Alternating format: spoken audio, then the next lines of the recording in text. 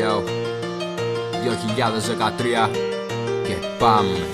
Δεν με γνώρισες ποτέ, γι' αυτό δεν έμαθες ποτέ ποιος πραγματικά ρε φίλε μου να είναι ο Αντώνης. Και γι' αυτό το λόγο φίλε δεν με ένιωσες ποτέ. Για ένα λάθος τι σημαίνει μια ζωή να μετανιώνεις. Δεν με γνώρισες ποτέ, γι' αυτό δεν έμαθες ποτέ ποιος πραγματικά ρε φίλε μου να είναι ο Αντώνης. Και γι' αυτό το λόγο φίλε δεν με ένιωσες ποτέ. Για ένα λάθος τι σημαίνει μια ζωή να μετανιώνεις. Ή να μου πεις αφού δεν γνώρισες ποτέ τι είναι ο πόνος. Τι να πεις αφού δεν ένιωσες ποτέ τη λέξη μόνος. Τι να πεις αφού δεν έπεσες ποτέ σου στα σκατά. Και ένα χέρι να μην έχεις για βοήθεια μετά.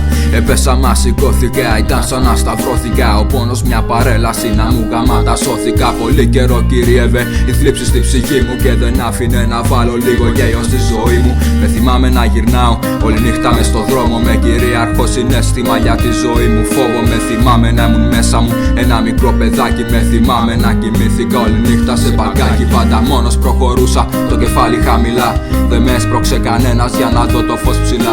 Όταν βράδιαζε η ώρα μου ήταν για να βγω έξω. Βλέπεις δεν είχα την όρεξη με τους φίλους να παίξω. Δεν με γνώρισες ποτέ, γι' αυτό δεν έμαθες ποτέ ποιος πραγματικά ρε φίλε μου να είναι ο Αντώνης. Και γι' αυτό το λόγο φίλε δεν με ένιωσες ποτέ. Για ένα λάθος τι σημαίνει μια ζωή να μετανιώνεις. Δεν με γνώρισες ποτέ, γι' αυτό δεν έμαθες ποτέ ποιος πραγματικά ρε φίλε μου να είναι ο Αντώνης. Και γι' αυτό το λόγο φίλε δεν με ένιωσες ποτέ. Για ένα λάθος τι σημαίνει μια ζωή να μετανιώνεις.